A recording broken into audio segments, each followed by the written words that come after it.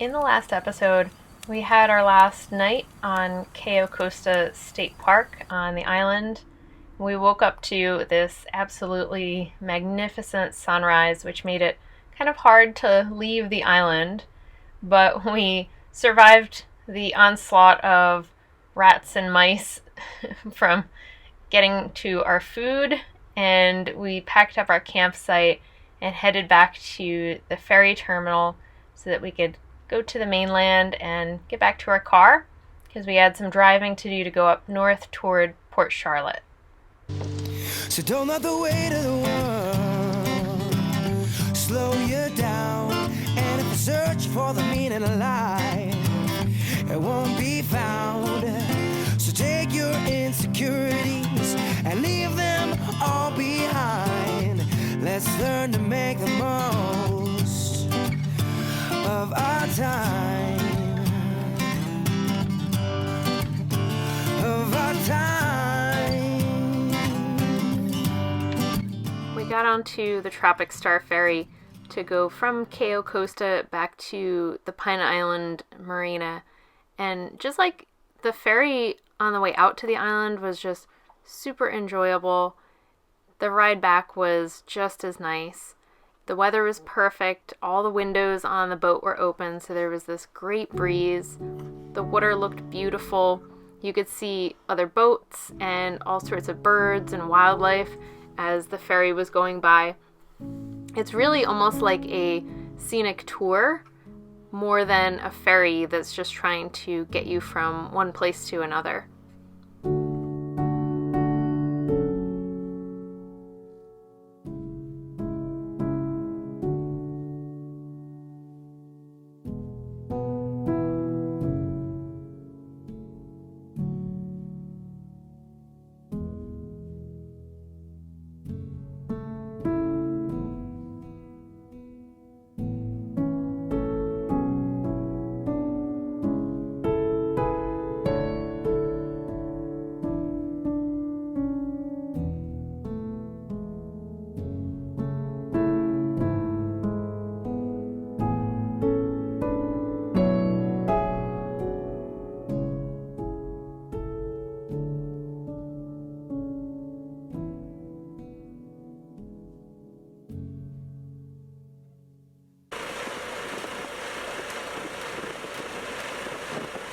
Got less than 10 seconds to the dock here. Everyone had a good time? Yeah. Good deal. Oh, again, my name is Joe, and that's Rick. We greatly appreciate a good TripAdvisor review from you. Looking for 5 stars, guys. If you guys had a bad time, listen, give us a bad review. No one really cares about your opinion. You can keep it to yourself. If you had a good time, though, we'll certainly appreciate that. If this summer, please grab a seal and make our document. We got back to the car, and we started to head up north a little bit. We didn't have a very long drive. We were just going up toward Port Charlotte, which is a little bit above northern Fort Myers.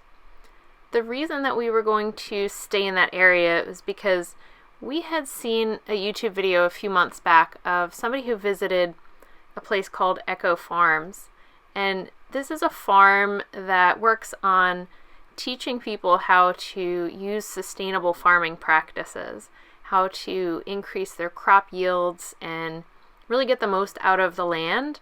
And then they go out to places where people are struggling to feed themselves, and they teach them these techniques so that they are better able to support themselves. And this is something that we are very, very interested in. So it was something that we absolutely had to work into our trip, and it was really one of the reasons why we wanted to come to Southwest Florida, just to make sure that we got to see Echo Farms and experience that. Tonight we get to sleep in a bed. We're following our pattern of camping for 2 nights and then having a bed and a shower for 1 night. We've found through trial and error that keeps us the happiest when we're traveling, the most comfortable. We can really get away with 2 nights of camping and like pack towel, kind of baby wipe, keeping ourselves clean. Especially because the last 2 nights weren't hot, so you don't get as dirty. So that worked out well, but... and the sand on the beach was thicker, yeah, so it doesn't cling to you as much as, say, Jersey sand would. That sand that we have that gets everywhere. Yeah. So that really helped. But we both just took a shower. We didn't really film a lot today because we got to the Air BnB and we were actually just sitting outside by the pool with the owner, like talking to him for a while. So that's like the different experience that you get at an Airbnb. It's a little bit kind of awkward at first, I guess, because you're not really sure what to expect. You're not sure how the host is going to be. But I mean, generally, if they have good ratings, it's easy to tell. If you get a super host, you know that they've done it before and they know the drill. So, but the hosts here are super, super friendly. And the thing is with Airbnb, actually, they're taking more of the liability than the person actually traveling. So you're probably going to have a good experience if you're the one traveling. So yeah. Worst case scenario, you could always leave. Yeah. If you're the person staying there and it's like not okay. Yeah. But we've never had an issue. No, we've done Airbnb several times, and I kind of like the unique experience of it. And like right now we're staying in their pool house right across from the house. The pool's right outside this door. They have beautiful gardens that we can koi pond. Sit outside at the koi pond and like pool right there. Have coffee in the morning. Yeah. I would stay here for more nights, honestly. Yeah. We picked it because we're going to go to the farm tomorrow. That's our main thing that we were going to do in this area. My one thing that I have to say about Airbnb, though, is that they sort of give you a general idea of where the Airbnb is. They don't want to pinpoint it for you until it's booked and you're actually coming here, but that actually makes it hard to plan ahead because we're going to drive 30 minutes south from here, which was the opposite of what I wanted to do. We were supposed to be making our way north, so it's kind of weird. We're going to go 30 minutes south and then have to backtrack and go up north to Sarasota. So that's a little bit annoying, but it's not too bad. Just something to keep in mind if you're planning on staying at an Airbnb. Then, like, when we got to the island and we were actually camping, after the kids and the families left, that the Saturday. Island, it went from being like a party island to Sunday morning, all the kids, like the herd of kids left, and it was silent. Yeah. And I felt like we both just like decompressed. Got into it, yeah, really quick, which takes a little bit longer than other aspects of traveling. But we were so isolated there, and we had a little bit of cell service, but not much, so it was like immediately just cut off from the world on that island, and you were there. You just had to stay, so taking it to a really slow pace walking around the island was a great way to start the trip. Just got us right into vacation mode. So it seems like there was a lot of people in the same mind on Sunday, like almost backpackers. Everybody was so chill. Everybody. There's no like woo, super partiers. Yeah. Everybody on a tent seemed that way. Maybe in the cabins more so. It's busier. They have families, which makes sense.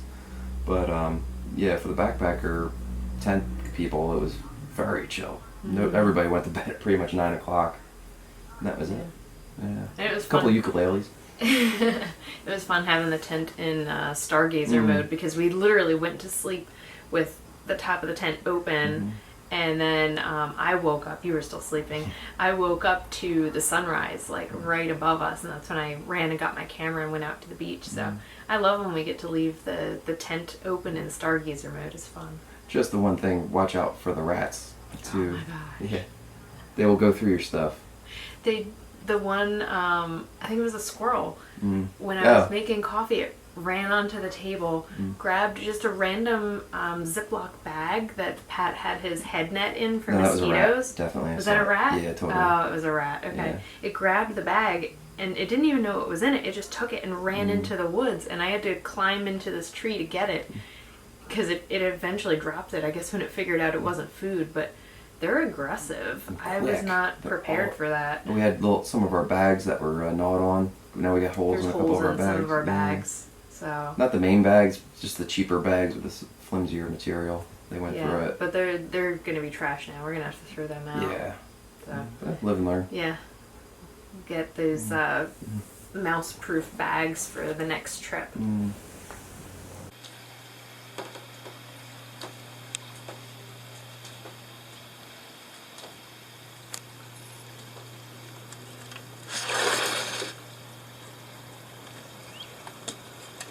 Behind the pool house that we were staying in, there was a really nice private sitting area, and we had access to the gardens, which were just beautiful. This is exactly what you would miss out on if you were staying in a hotel.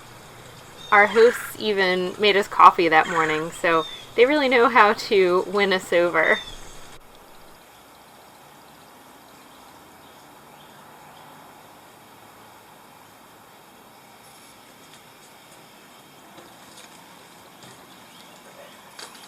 You want to sit outside? Sure. Thank you.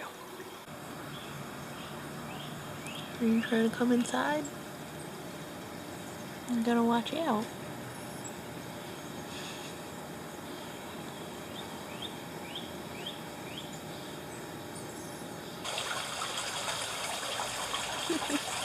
It's pretty neat.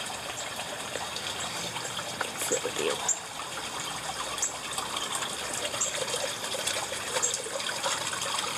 Can we both sit on this? Are we gonna break it? Oh god. Oh god.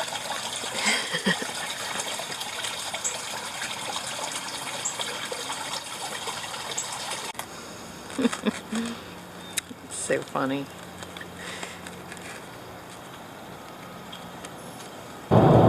We just left our Airbnb and we're heading south toward the Echo Farm, which was one of the main things that we really planned this trip around, that we wanted to go see this sustainable farm that practices permaculture and a bunch of other things, because that's something that we're really interested in being able to do in the future, especially if we end up buying land really anywhere, whether it's Florida or somewhere else. The whole point of that is we want to be able to grow some of our own food, and Florida obviously has a great climate for that, so we want to see what kind of things they are doing.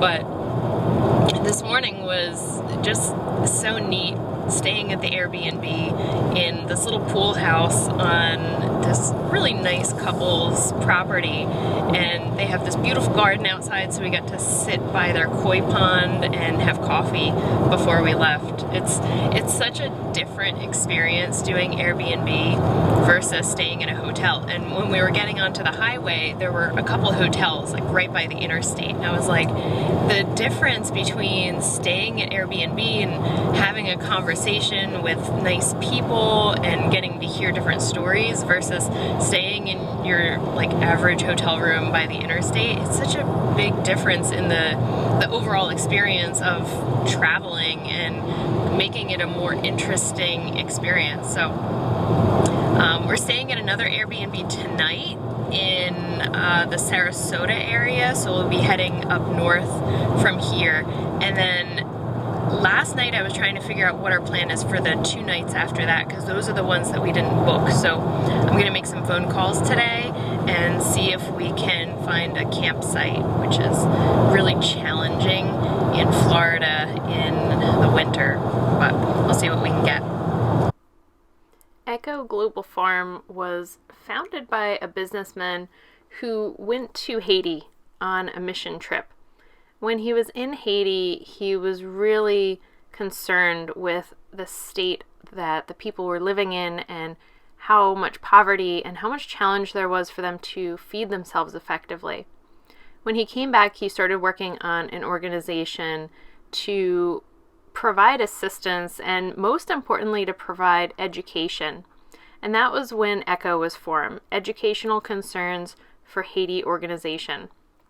That has now expanded to encompass all different areas around the world. They do a lot of work in Africa, but the main idea behind this location is that people come to get educated, specifically interns. So recent college graduates come and spend over a year on this facility, learning the skills that they're going to take to these other countries and then educate the people that live there so that they are better able to feed themselves and their families.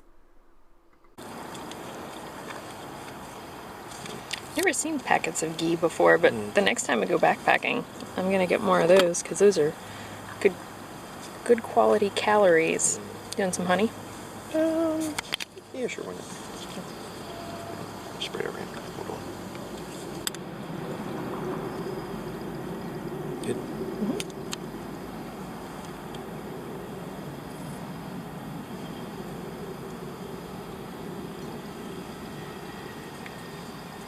natural, that gel when you're a kid.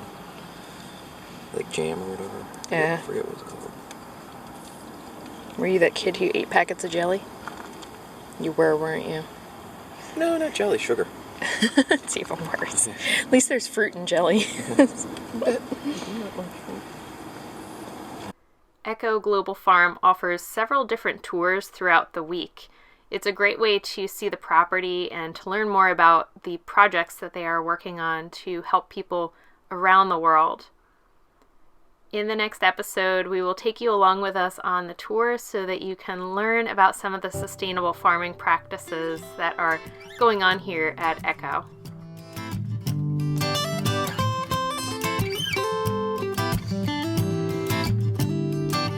Well, you worried about you and me, the injustice, the next president to be, the news and what you hear, your career. It's time for you to face those fears, and it's all fair to be aware and now